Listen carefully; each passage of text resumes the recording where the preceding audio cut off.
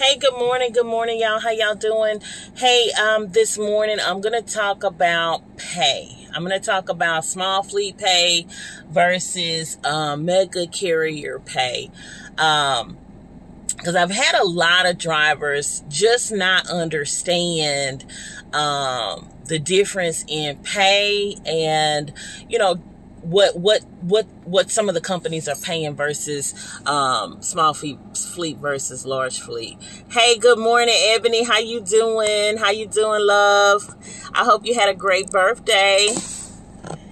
Good morning, Open Arms Express. How are you doing? Yeah, so I'm gonna just kind of break down the pay. I'm not gonna spend a long time this morning because I got a lot to do. But okay, so let me start with my mega carriers. And this is just y'all experience over the years in working with mega carriers versus working with the small carriers and understanding how they pay. Because drivers really don't understand the difference. And there's a huge difference in the way mega carriers pay their drivers versus the way small fleet carriers pay their drivers. There's pros and cons to both. But from a driver perspective, what you want to look for is transparency in how you're being paid. You want to look for consistency in pay, because a lot of times a driver will go take lesser pay from a mega carrier because the smaller carriers that they've had experience with, is not consistent. The pay is not consistent, and it could be consistency from the standpoint of what the pay is consistently, or consistency from the standpoint of even getting paid. Okay, because I've had drivers tell me, hey, look, Miss Jerry, I'm having to beg to get paid. And that's a problem. That's a major problem. And then extras, both of them, usually small carriers don't particularly add extras like detention pay, layover pay, stuff like that. They might throw something, but there's no set pay for detention or layover, or those are things that they sometimes overlook. Hey, Quest Top 77, how you doing? So I'm talking about small fleet pay versus mega carrier pay. And so from a mega carrier perspective, usually megas pay, they pay mileage pay. All right. And mileage pay for a mega carrier, it can vary. It can be anywhere. And let me preface by saying a lot of them are increasing their pay now in today's market, but, they're still not paying nothing. You know what I'm saying? It's still not, competitive. It's still not competitive. But because they're having to increase pay because they're seeing so many drivers are wanting to, one, go out and get their own truck, which rightfully so they should. Two, they're leaving and going and doing different things, stepping out of the W-2 mega carrier and going into the small carrier. So they're having to be more competitive with their pay. So mileage pay, what I'm seeing on average right now is anywhere between 48 cents a mile all the way up to about 60. 60 is, excuse me, kind of where I see the cap at for a lot of the larger carriers. But there are carriers that are doing different things with their mileage pay. They're doing like pay guarantees. So like you have a minimum of, 1,500 miles is what they're going to guarantee each week. And so that you're going to make no less than that particular amount. So I'm seeing that. I'm also seeing a lot of stop pay. Stop pay is increasing, especially on some of these dedicated accounts. They're adding stop pay. Stop pay used to be like $10, $15 with the mega carriers. Hey, Big Vicious. Yeah, stop pay used to be like $10, $15 a stop. Like for Walmart, for example, Walmart, dedicated accounts, they'll pay like $20 a stop now, or $25 a stop. And you're stopping at a lot of those Walmart stores throughout your day. But usually not the first stop. They don't normally pay on the first stop. They normally pay for every stop after the first stop of your day. So I'm seeing about $20-$25 a stop pay right now with some dedicated accounts for the mega carriers. I'm also seeing, like, if you're on a Dollar General. Now Dollar General is a little bit different. Any of the dollar stores, Dollar General, Family Dollar, and Dollar Tree. So because the driver has to unload those, this is how the mega carriers are paying those. They're paying by the mile, they're paying by the stop, and they're paying by the unload. And usually that still averages anywhere between 12, depending on what account you're on, between $12 to about $1,600 a week. That's on average a dollar store account. So they're paying stop pay, they're paying mileage pay, and they're paying unload pay. And then the last thing for a mega carrier that I'm seeing more and more of is guaranteed pay. Okay, so guaranteed pay is, no matter, as long as you're available. Let me say this: as long as you're available for your entire work week, usually it's a 6-day work week, they do a minimum guaranteed pay. And so that, again, that varies with the mega carriers, but I'll just take a Walmart that I have on the West Coast. So this Walmart, it is in Arizona, in Nevada. I've got it in New Mexico. So they pay guaranteed pay. It's a 5-day work week. For 5-day work week. So guaranteed, the mega is paying a set flat $350 a day. So no matter if you run 500 miles that day or if you run 150 miles that day, you earn a flat $350. Okay, so that's what, and then you can work like you can do 5.5, or you can work an extra day. So, that pay range is anywhere between like $1,700 to $1,900 a week, on that dedicated Walmart. Now that is pretty good. That's really good for a mega carrier on guaranteed pay.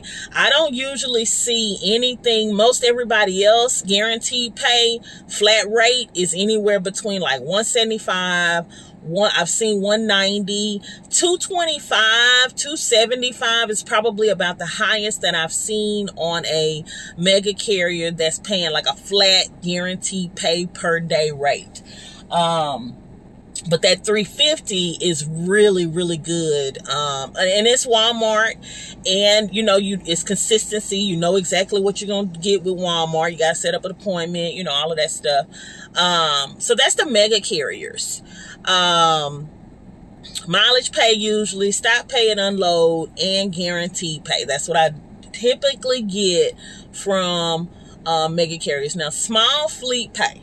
All right, small fleet companies with when I say small fleet, companies with 1, 2, 3 trucks, or maybe a little bit more. What we usually typically see is percent of the load. Okay, percent of the load. And what does that look like? So historically, let's just take a year and a half ago. On average, small fleet were paying anywhere from 23 to 27, 28% of the load. 28 was like really on the high end. And 22, 23 was really on the low end. I saw some paying 20. But, hey, Mr. Leonard, how you doing? So yeah, 23 to 20, 27, 28% of the load a year ago was, it was average, was okay. Okay. In today's market for a driver, what I'm seeing, small fleet pay a driver percent wise is anywhere from 26 to, I have a client paying 33% of the load. I've even seen one pay 35. So and then what you need to know is, drivers, is that off of the gross, or is it off of the net, like after expenses and stuff like that has been taken care of? 26, 20, up to 33%, 30 and up, that's very good if you're getting that, especially if you're getting it off of the net. The gross. Okay. Good morning. Have a good one, Mr. Leonard. So yes, 30%, 33, anything like that, that's really good. You want to make sure that, one, you're seeing the Raycons, so that you know that what you're getting, that you know what to expect each week. That's that transparency aspect of it. Don't, a lot of drivers, I had a driver, girl called me recently, the last couple of weeks. She getting paid by Cash App, and she just getting, they just feeding her money. But how you know what you're making? You know what I'm saying? Like, don't work for a company that's just feeding you money by Cash App. Like you don't have no pay stubs, you don't have no breakdown. You are just out there driving somebody's truck. Okay, so you need to make sure that you understand how you're getting paid. You ran those loads. How much was what they made off of that load? Then what is your percentage of that? And if it's off the net, what were the expenses that were taken out, that came out? And then what was your percentage of the leftover? And that way you can have an idea of what you're going to make that particular week, what your deposit is going to be, and there are no discrepancies. That's how, and owners, that's how you keep your drivers happy, by being transparent in the transaction, being transparent in showing them what it is that you're paying them, and how they're making this money, what it is that they're making.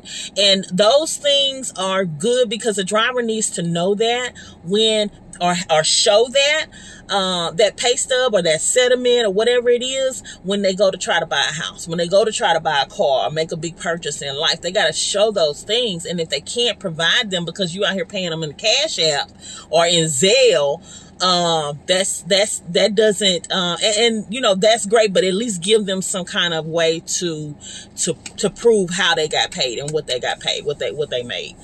So that's percentage. A lot of carriers are doing percentage. And I understand why, simply because, everything, things fluctuate. And then mileage. Mileage is another way that, small fleet pay. Mileage, I've seen anywhere from, 55 up to 75 cents a mile, maybe 80. 80 might be pushing it. But 55 to 75 cents a mile for small fleet. I've seen them pay that. And drivers, what you want to understand is that pay off of empty and loaded, or just loaded? Okay. Because there are times that you're going to be empty. So you need to know, is it both? Same with the mega carriers. The majority of the mega carriers, they pay empty and loaded. You have to, that's just gonna be the given. But with mega carriers, you usually get a letter, like an offer letter in the beginning, telling you, what the deal is, and the breakdown and stuff like that. Small carriers, you need to be doing that. You need to make sure that you have an offer letter that you're giving the driver in the beginning, so that they know what to expect. If you haven't, there is a link in my bio where I have a digital product, and it's got all kinds of information. But one of the items in that digital product is a sample offer letter that you can use, and it's just like a fill in the blank. You can fill in the blank, and I've used that offer letter many times for my small fleet, in sending it over to their driver, and so that they know what they gonna get paid, how long they gonna be out, You know, whether they on a probationary period for driving with you, or, you know, whatever. And it just shows that your company is professional. You're on a professional level. You're not just out here, you know, just running and dropping off loads and paying your driver in the Cash App. Okay, it shows that you're a professional organization when you have an offer letter, and you start on the right foot with the driver.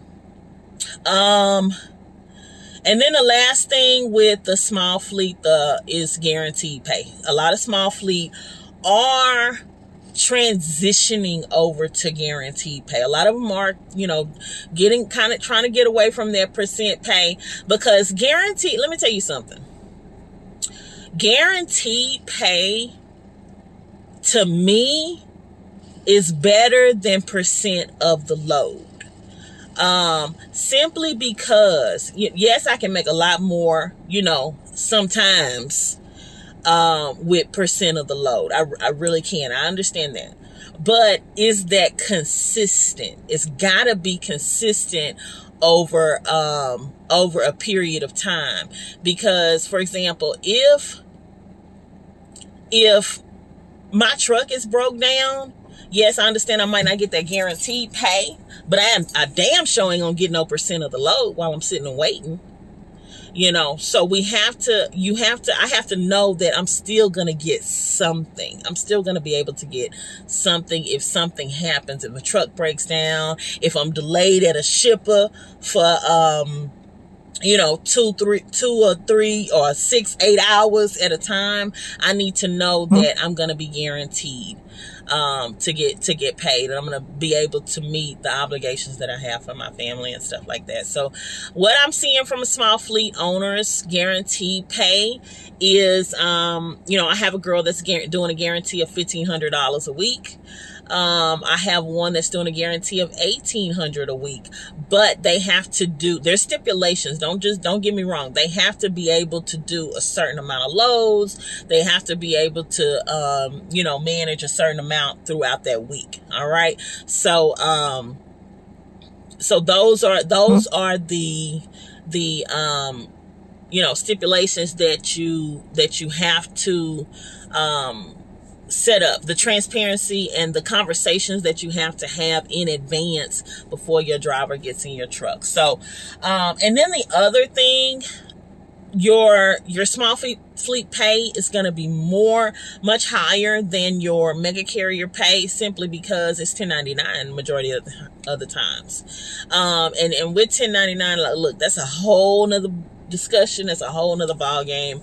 A lot of these drivers don't really know how to or understand 1099, and so that's why, you know, I talked to a owner the other day, and she was saying, you know, Miss Jerry, a lot of these I want a driver. I'm trying to find a driver, but I'm having a hard time because when I tell them 1099, they really don't understand. And they be like, oh, well, my friend such and such said never do 1099 because, you know, the IRS gonna get you. And you know, it's just this conditioned thinking that 1099 is probably the worst thing to do. But if you're 1099, one, you have to be disciplined. Two, more than discipline, you have to have the right tax person in your corner, okay, that understands the tax laws and the rules and stuff like that with regards to 1099, because I'm 1099, okay, and my tax person is a God, okay? So like right now it's the Lord, and then it's my family, and then it's my tax person. Okay, she right there because she helps me understand. She makes sure that everything is in order so that I don't owe them people no money. Okay, because that's at the end of the day, that's what I want to make sure, that I'm not owing them any money. And usually that's not the case, because everything is in order. But as a trucker, and I'm gonna do a whole nother video about 1099. Matter of fact, I might get my tax lady on here, so we can talk about 1099 for truck drivers, because it's actually, to me, running 1099 is probably actually better. Running with a small fleet carrier is probably better with the right small fleet carrier. Okay, with the right small fleet carrier, I feel like it's better, because the mega carriers, even though the small fleet carriers and the small fleet owners are going to have their best interest in the company, the best interest of the company, but you're gonna know them. You have a relationship with them because they got one or two trucks. Okay, they got one or two trucks, so you're gonna have a great relationship with them. And that's why small fleet owners are more apt to build that relationship. The mega carrier, look, it's just a puppy mill. You in and you out. You in and you out. Okay, they just need to get these loads moved. But the small fleet carrier, it's gonna be a little bit more. A little bit better, and they're going to be a little bit more apt to work with you if something happens, and you're going to be a little bit more apt to work with them if something happens as well, because you already have that relationship with that small fleet carrier. So a smaller to me is better, but with the right owner. Okay. All right, y'all have a great day. Enjoy your day. Enjoy your week. It's Thursday. Have a good one. Bye.